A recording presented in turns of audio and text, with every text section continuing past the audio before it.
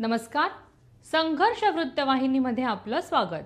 घेऊया ठाणे आणि आसपासच्या परिसरामधील घडणाऱ्या महत्त्वाच्या घडामोडींचा आढावा. महाराष्ट्र राज्याचे आदरणीय उपमुख्यमंत्री एकनाथ शिंदे साहेब यांच्या मार्गदर्शनाखाली खासदार नरेश मस्के, माजी आमदार रवींद्र फाटक यांच्या सहकार्याने कोपरी पाचपाकाडी विधानसभा संघटिका, ठाणे महानगरपालिकेच्या माजी नगरसेविका मालती पाटील, कोपरी ठाणे पूर्व शिवसेना विभाग संघटक रमाकांत पाटील यांच्या अथक प्रयत्नाने ठाणे महानगरपालिकेचे नागरी आयुष्यमान आरोग्य मंदिर कोपरी गाव 12 बंगला येथे उभारण्यात येत आहे. या आरोग्य मंदिराचा भूमिपूजन सोहळा संपन्न झाला.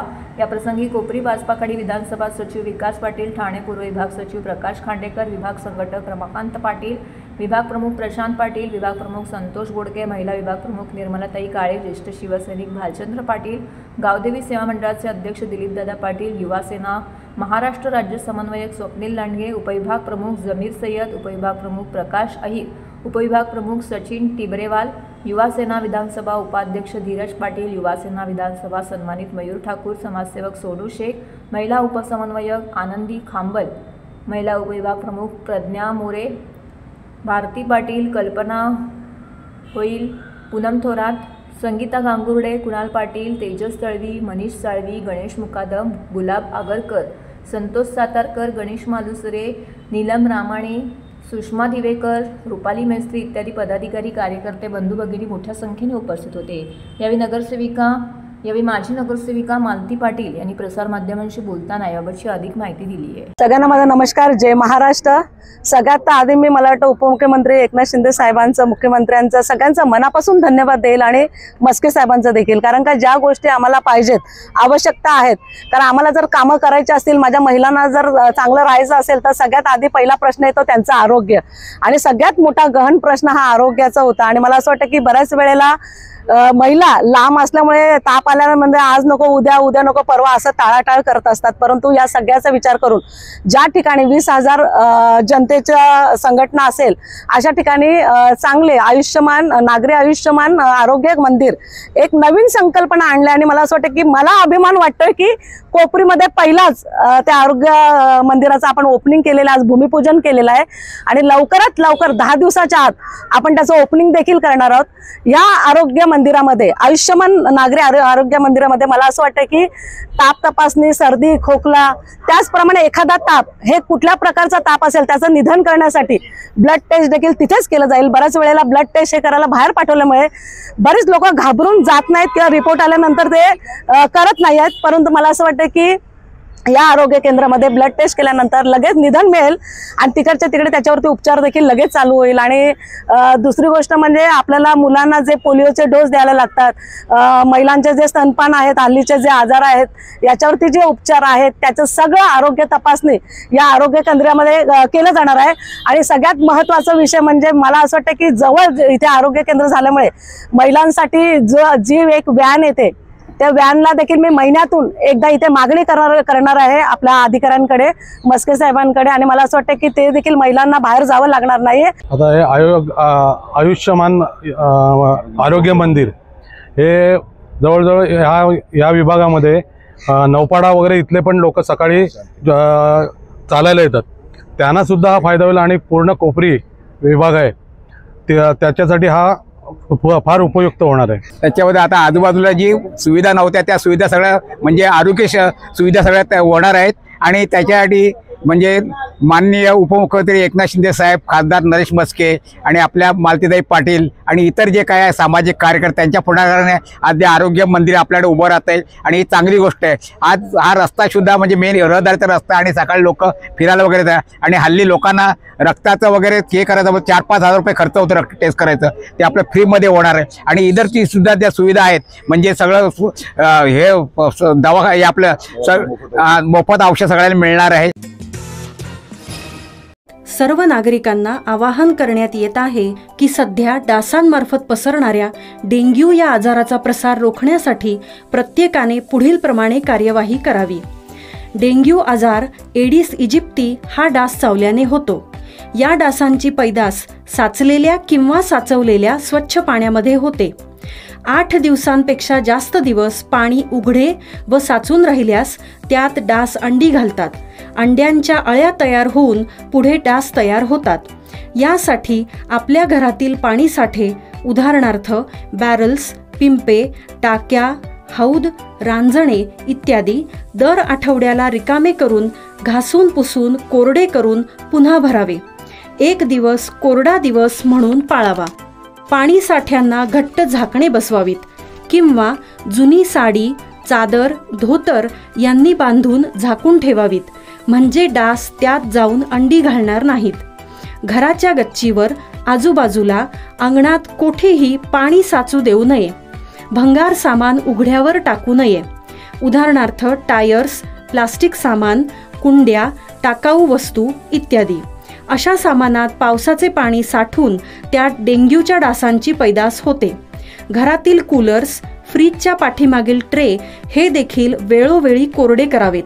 लक्षात ठेवा, नुसत्या फवारणीने डास घनता कमी होत नाही, तर त्यासाठी डास पैदास ठिकाणे नष्ट करणे ही आपल्या सर्वांची जबाबदारी आहे.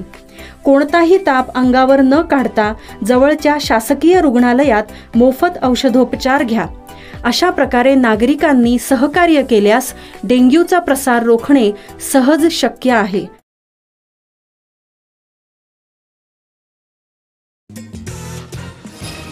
सध्या नवरात्र उत्सवासाठी बाजार सजला असून घट बसवण्यासाठी लागणारे विविध साहित्य बाजारपेठेत विक्रीसाठी विक्रेते तयारीला लागले आहेत. नवरात्रीच्या काळात बांबूच्या टोपल्यांमध्ये धान्य पेरण्याची परंपरा आहे.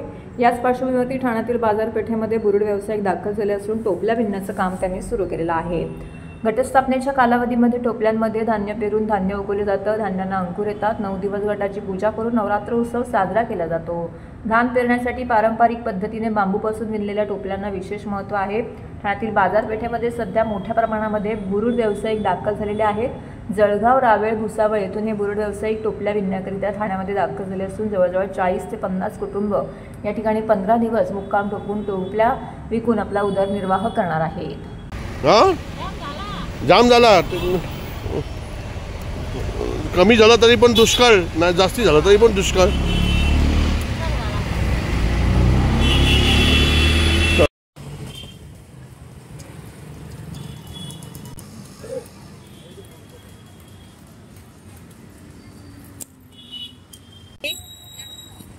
बेळगाव नवरात्रीच्या टोपल्यांसाठी ना 40 जण. किती दिवस राहणार? किती दिवस राहणार?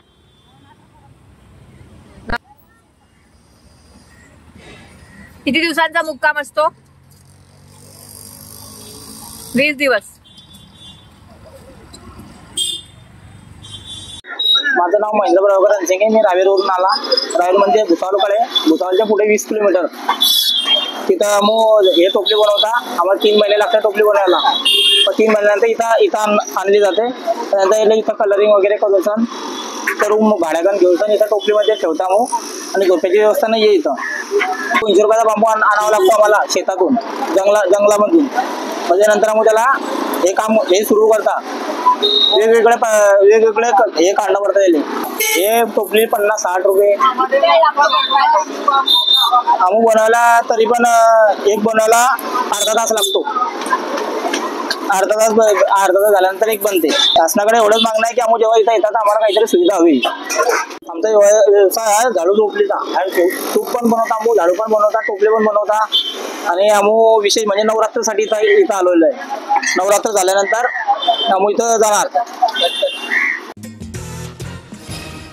राष्ट्रवादी काँग्रेस शरदचंद्र पवार पक्षाचे राष्ट्रीय सरचिटणीस डॉक्टर जितेंद्र आव्हाड यांच्या सूचनेनुसार तसेच माजी विरोधी पक्षनेते शानू पठाण यांच्या मार्गदर्शनाखाली राष्ट्रवादी विद्यार्थी काँग्रेस शरदचंद्र पवार पक्षाच्या राष्ट्रीय कार्याध्यक्षा मर्जिया पठाण यांनी भव्य क्रीडा महोत्सवाचं आयोजन केलं आहे. शनिवार आणि रविवार असे 2 दिवस चालणाऱ्या या क्रीडा महोत्सवात सुमारे 3000 स्पर्धकांनी सहभाग घेतला आहे. मुंब्रा परिसरातील मुलांना क्रीडा गुणांची आवड जोपासता यावी या उद्देशाने मर्जिया पठाण यांनी या क्रीडा स्पर्धेचं आयोजन केलं आहे. शनिवारी सकाळी घासवाला कंपाऊंड मैदानात या क्रीडा महोत्सवाचं शानदार उद्घाटन करण्यात आलंय. धावण्याची शर्यत, गोणी शर्यत, आर्म रेसलिंग, कबड्डी, खो खो, लंगडी अशा विविध क्रीडा प्रकारांचा यामध्ये समावेश करण्यात आला आहे. या स्पर्धेत सुमारे 3000 क्रीडापटूंनी सहभाग घेतला आहे. विशेष म्हणजे प्रकाशझोतात झालेल्या कबड्डी आणि खो खोच्या स्पर्धेमध्ये प्रेक्षकांची प्रचंड गर्दी उसळलेली होती. दरम्यान मुंब्रा कौसा आणि परिसरातील लहान मुले आणि तरुणांमध्ये क्रीडा गुण आहेत, मात्र संधी अभावी या गुणांचं चीज होत नाही. तसेच मैदानी खेळ खेळण्यासाठी प्रोत्साहनही मिळत नसल्याने मुलांचं आयुष्य मोबाईल फोनमध्ये बंदिस्त होत आहे. त्यातून मुलांना बाहेर काढण्यासाठी आपण क्रीडा महोत्सव आयोजित केला आहे. 2 दिवस चालणाऱ्या महोत्सवात विविध भागातील विविध वयोगटातील मुलांना आपले क्रीडागुण दाखवण्याची संधी मिळत आहे, असं मर्जिया शानू पठाण यांनी सांगितलं. काँग्रेस पक्षाचे निष्ठावान आणि कार्यतत्पर पदाधिकारी अशी ठाम ओळख असलेले राहुल पिंगळे यांना महाराष्ट्र प्रदेश काँग्रेस कमिटीने मोठा सन्मान देत नवीन जबाबदारी सोपवली आहे. त्यांच्या राजकीय कामगिरीचा आणि पक्षाशी निगडीत असलेल्या निष्ठेचा गौरव म्हणून त्यांची पुणे जिल्ह्यातील 214 पुणे कंटोन्मेंट विधानसभा मतदारसंघाच्या प्रभारीपदी नियुक्ती करण्यात आली आहे. काँग्रेस पक्षाच्या ध्येय धोरणांसाठी स्वतःला वाहून घेणारे राहुल पिंगळे हे सर्वसामान्यांच्या प्रश्नांसाठी नेहमीच आक्रमकपणे उभे राहिलेले आहेत. ओबीसी विभाग अध्यक्षपदाच्या काळात त्यांनी ओबीसीच्या हक्कांसाठी भव्य रॅली आणि तीव्र आंदोलन उभारून ठाणे जिल्हा काँग्रेसला नवे बळ दिले आहे. सध्या पक्षाचे मुख्य प्रवक्ते म्हणून ते माध्यमांमध्ये काँग्रेसची बाजू ठामपणे मांडत असून चर्चांमध्ये प्रभावीपणे सहभाग घेतात. नुकत्याच झालेल्या लोकसभा निवडणुकीत त्यांनी ठाणे लोकसभा समन्वयक म्हणून नेतृत्वाची छाप पाडली आहे. प्रदेश काँग्रेसने जाहीर केलेल्या नव्या यादीमध्ये पुणे कंटोन्मेंट विधानसभा मतदारसंघाचे प्रभारी म्हणून राहुल पिंगळे ठाणे यांची निवड झाली असून वरिष्ठ उपाध्यक्ष गणेश पाटील यांच्या स्वाक्षरीने नियुक्तीपत्र देण्यात आलेले आहे. या नव्या जबाबदारीमुळे राहुल पिंगळे यांच्यावरती पक्ष संघटना मजबूत करण्याचं मोठं आव्हान असणार आहे. वायू प्रदूषण कमी होऊन हवेची गुणवत्ता सुधारावी यासाठी महापालिकेसह विविध यंत्रणा प्रयत्नशील असतात. नागरिकांनीही त्या प्रयत्नांमध्ये सक्रिय सहभाग घ्यावा, म्हणजे सगळ्यांच्याच योगदानातून हवा स्वच्छ राखणे शक्य होईल, असं प्रतिपादन ठाणे महानगरपालिकेच्या प्रदूषण नियंत्रण विभागाने आयोजित केलेल्या कार्यशाळेत अतिरिक्त आयुक्त संदीप माळवे यांनी केले आहे. घरच्या घरी कचऱ्याचे नियोजन करणे, सार्वजनिक वाहनांचा वापर करणे, झाडे लावणे, त्यांची काळजी घेणे अशा गोष्टींमधून सर्वसामान्य नागरिक आपापल्या परीने हवेची गुणवत्ता सुधारण्याच्या प्रयत्नात मदत करू शकतात. कोणतेही अभियान जेव्हा नागरिकांमार्फत पुढे नेलं जातं तेव्हाच त्याला यश मिळते, असंही अतिरिक्त आयुक्त माळवी यांनी स्पष्ट केलं आहे. तसेच ठाणे महानगरपालिकेतर्फे महाविद्यालय व शाळा यांच्यामध्ये माझी वसुंधरा अंतर्गत ई प्रतिज्ञा आणि त्यांची पूर्तता या स्पर्धेचं आयोजन करण्यात येणार असल्याची घोषणा यावेळी त्यांनी केली. जास्तीत जास्त प्रतिज्ञांची नोंदणी करणाऱ्या महाविद्यालयांना सन्मानित करण्यात येणार आहे. त्याची सविस्तर माहिती लवकरच पर्यावरण विभागातर्फे देण्यात येईल, असंही ते म्हणाले. फक्त थोडासा प्रयत्न केला पाहिजे. वेदासनी यांचं मनापासून धन्यवाद. थोडंसं मला एक कार्यक्रम त्यामुळे मी लवकर निघतो. थँक्यू, धन्यवाद. तर आपणही आपल्या परीने प्रयत्न करूया. अतिशय महत्वाचं असतं, त्याविषयी आपण झाडं लावतो. जे आपल्या मनात नसतं आपण मनाविरुद्ध करतो. मग कोणी सांगितलं की सिग्नलवर गाड्या थांबवा, तुम्ही गाड्या करून ठेवायची नाही, गाडी का प्रदूषण होतं, आपण तेवढं करतो. स्प्रेइंग करतो, रस्ते धुतो, सगळं करतो. पण नंतर दुसऱ्या दिवशी मग काय परत आपण कचरा करत नाही. मग दुसऱ्या दिवशी परत कचरा सुरू करायचा, गाड्या सुरू ठेवायच्या, रस्त्यावर घाण करायचं. प्रोसेस जे आहे ते त्याचा वापर वाढेल आणि प्रदूषण आणखी वाढेल. त्यासोबतच जे पेट्रोल आहे किंवा कोळसा आहे, भाषा असतो, कुठलं तरी प्रेझेंटेशन महत्त्वाचं ते घेतलं 40 स्लाईडचं आणि ते तुमच्या समोर ठेवायचा प्रयत्न करतोय, जे मी माझ्या PhDच्या मुलांसमोर हे देतो. पण याच्यात तर हे होतं संघर्ष वृत्तवाहिनीचं आजचं बातमीपत्र. उद्या पुन्हा भेटू याच वेळी याच ठिकाणी ताज्या घडामोडींसह. तोपर्यंत नमस्कार.